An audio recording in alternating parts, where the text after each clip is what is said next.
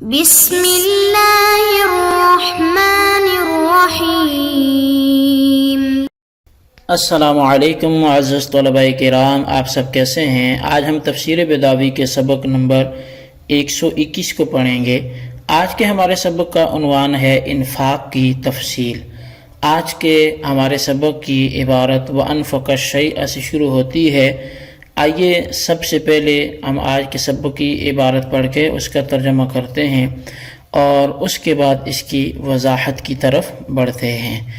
تو مصنف علیہ رحمہ لکھتے ہیں وَأَنفَقَ الشَّيْءَ وَأَنفَذَهُ هَوَانٌ وَلَوْ اسْتَقْرَيْتَ الْأَلْفَاظَ وَجَدْتَ كُلَّ مَا يُوَافِقُهُ فِي الْفَاءِ وَالْعَيْنِ دَالًا عَلَى مَعْنَى الذِّهَابِ وَالْخُرُوجِ۔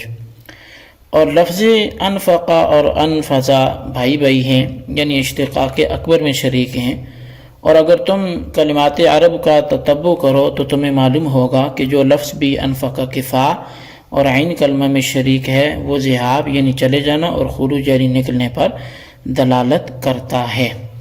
والظاہر من انفاق ما رزقهم اللہ صرف المال فی سبیل الخیر من الفرد والنفل، اور بظاہر انفاق ما رزقهم اللہ سے مال کا بھلائی کی راہ میں صرف کرنا ہے، یہ مراد ہے، خواہ وہ خیر از قبیل فرض ہو یا از قبیل نفل ہو۔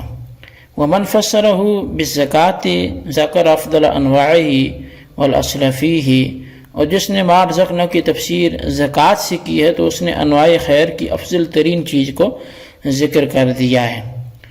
یا پھر اس آیت کا مقصد یہ ہے کہ خصصہ بہا لاقترانہ بما ہوا شقیقتھا، کہ آیت کو زکوٰۃ ہی کے ساتھ خاص کرنا اس لیے کہ آیت اس کلام سے متصلاً واقع ہے جس میں زکوٰۃ کی حقیقی بہن یعنی نماز کا تذکرہ ہے۔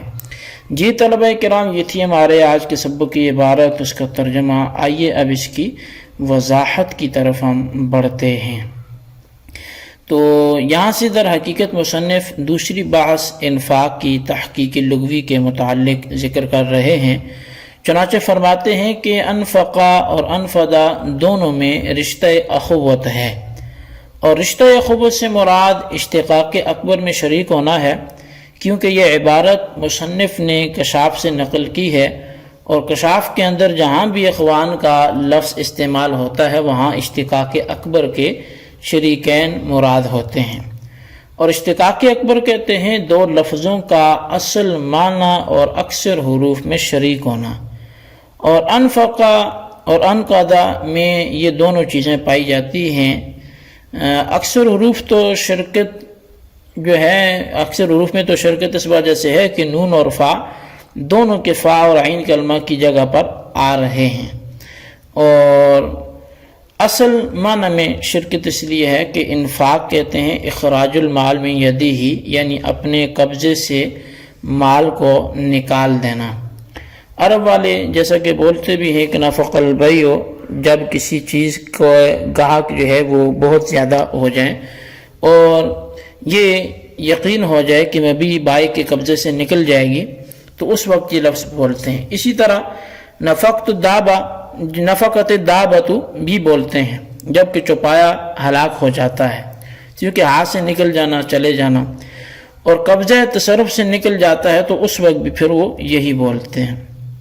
تو گویا انفاق کے اصل معنی اخراج کے ہوئے، اور یہ معنی جو ہے وہ انفاق کے اندر بھی پائے جاتے ہیں، کیونکہ انفاق کے معنی آتے ہیں کسی شے کو ختم کرنا اور فنا کر دینا۔ چنانچہ نفد المال بولتے ہیں جب کسی شخص کا مال بالکل فنا اور برباد ہو جاتا ہے، اور ختم کر دینے اور فنا کر دینے کو اخراج لازم ہے، اور جب اخراج فنا کر دینے کو لازم ہے تو گویا انفاق کے اندر اخراج کے معنی پائے گئے ہیں۔ بس انفق اور انفدا کے درمیان اصل معنی میں شرکت ثابت ہوگی، جس سے انفق اور انفدا کا اخوان ہونا یہ ثابت ہو گیا۔ اس کے بعد قاضی صاحب نے ایک لغوی ضابطہ بیان کیا، وہ ضابطہ یہ ہے کہ استقراء اور تتبع پر وہ ضابطہ مبنی ہے۔ ضابطہ یہ ہے کہ جتنے بھی الفاظ انفقہ کے فا اور عین کلمہ کے موافق ہوں، یعنی ان الفاظ کا فا کلمہ نون ہو اور عین کلمہ فا ہو، تو وہ خروج اور ذہاب کے معنی پر دلالت کریں گے۔ تو جیسے نفر کے اس کے معنی بھی بھاگنے اور چلے جانے کے ہیں، ایسی نفع کے معنی جلا وطن کر دینا، اس میں بھی اخراج کے معنی پائے جاتے ہیں۔ ایسی نفذ اور اسی طرح نفخ جس کے معنی پھونکنے کے ہیں، اس میں بھی ہوا نکلنے کے معنی پائے جاتے ہیں۔ تو اسی طرح نفذ کا معنی جھاڑنے کے ہیں، تو اس میں بھی اخراج پائے جاتے ہیں۔ ایسی نفس جس کے معنی سانس لینا اور نکالنا ہے، تو مطلب جو بھی اس پر آئیں گے تو وہ اسی معنی کے حوالے سے ہوں گے۔ اچھا، بہت ظاہروں سے تیسری بحث یعنی انفاق ما رزقهم اللہ کی مراد ذکر کر رہے ہیں۔ چنانچہ اسی سلسلے میں 3 قول ہیں۔ پہلا قول یہ ہے کہ انفاق ما رزقهم اللہ سے مراد مال کو جو ہے وہ تمام بھلائی کے راستوں میں خرچ کرنا، خواہ وہ علی سبیل الفرض ہو اور خواہ علی سبیل النفل ہو۔ گویا انفاق سے عام معنی مراد ہیں، لہذا یہ انفاق واجب اور انفاق فرض اور انفاق مستحب سب کو شامل ہوگا اور کوئی قید نہیں ہوگی۔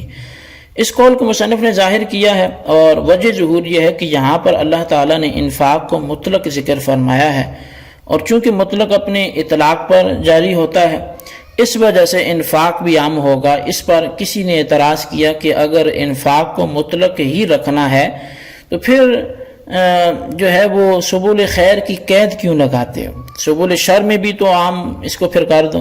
تو جواب یہ ہے کہ یہ قید بقرینہ مدح ہے، کیونکہ قابل مدح چیز مال کو بھلائی ہی کے راستوں میں خرچ کرنا ہے، مطلق خرچ کرنا نہیں ہے۔ دوسرا قول یہ ہے کہ انفاق سے مراد ادائیگی زکوٰۃ ہے۔ اس قول کے اندر 2 احتمال ہیں۔ اول یہ کہ مراد تو انفاق ما رزقناہم سے تمام سبل خیر میں صرف کرنا ہے، مگر چونکہ زکوٰۃ ان تمام میں افضل تھی اس لیے افضل انواع کے ذریعے تفسیر کر دی۔ پس اگر زکوٰۃ کے ساتھ تفسیر کرنے کا یہ مقصد ہے تب تو یہ بعین ہی پہلا قول ہوگا۔ دوسرا احتمال یہ ہے کہ انفاق سے خصوصاً ادائیگی زکوٰۃ مراد ہے، کیونکہ مما رزقناہم ينفقون یہ یقیمون الصلاۃ کے بعد آ رہا ہے، اور نماز کے بعد اکثر متصلاً زکوٰۃ کا ذکر آتا ہے۔ اسی وجہ سے زکوٰۃ کو نماز کا شقیق کہا جاتا ہے، یعنی نماز کی حقیقی بہن۔ پس جب مما رزقناہم ينفقون نماز کے بعد متصلاً مذکور ہے تو مما رزقناہم سے بھی خاص طور سے زکوٰۃ ہی مراد ہوگی۔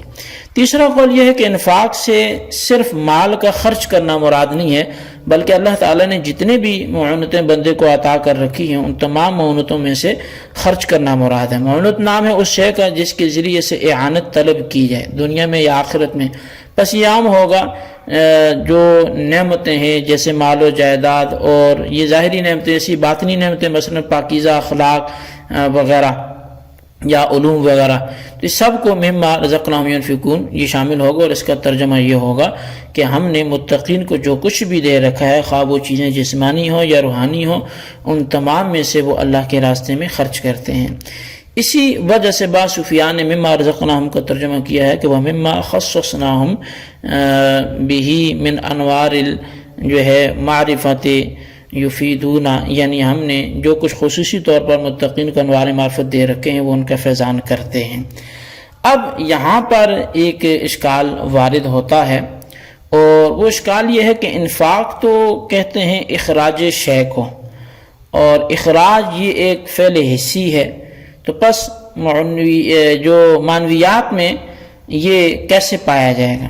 تو اس کا جواب یہ ہے کہ معنوی چیزوں کے فیضان کرنے کو تشبیہ دی گئی ہے انفاق کے ساتھ، اور پھر انفاق مشبہ بہی کو مشبہ کے لیے استعمال کر لیا، لہذا انفاق کا استعمال استعارے پر مبنی ہے، اور اس کی تائید وہ نبی علیہ السلام کے فرمان سے بھی ہوتی ہے کہ جس میں آپ علیہ السلام نے فرمایا کہ ان علما لا یقال بہ ککنز لا ينفق منہ، کہ نبی علیہ السلام نے علم کو جو ایک معنوی شے ہے تشبیہ دے دی کنز کے ساتھ، جس سے معلوم ہوا کہ معنوی اشیاء مشابہ ہوتی ہیں اشیاء ظاہریہ کے، اور جب معنوی شے اشیاء ظاہری کے مشابہ ہوگی تو پھر انفاق کا لفظ معنویات کے لیے بھی استعمال کرنا درست ہو گیا۔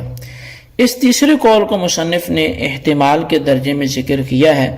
وجہ اس کی یہ ہے کہ اس قول میں انفاق کو اپنے ظاہری معنی سے پھیرنا پڑتا ہے، تو اب یہ انفاق کے کئی ایک معنی یہاں پہ بیان کیے گئے، یعنی اس کی مراد کیا ہے. تو چونکہ وہ ظاہروں سے آگے ہوا شقیقتھا تک یہ انفاق کی مراد پہ ہمارا کلام تھا، اور اس سے پہلے جو کلام تھا خروج تک انفقہ سے لے کر وہ انفاق کی تحقیق پر تھا لغوی اعتبار سے. تو آپ دونوں کی خلاصے کو اپنے رجسٹر پر لکھیں اور بالخصوص ان سوالات کے جوابات دیں. سوال نمبر 1 یہ ہے کہ جو ضابطہ تحریر ہے اشتقاق اکبر کے حوالے سے وہ کیا ہے، وہ ضرور تحریر کریں. اور سوال نمبر 2 یہ ہے کہ انفاق سے مراد کیا ہے، کوئی ایک قول تحریر کریں. اللہ تبارک و تعالیٰ سے دعا ہے جو کچھ ہم نے پڑھا سنا اسے یاد رکھنے کی توفیق نصیب فرمائے. آمین بجاہ النبی الامین صلی اللہ علیہ وسلم.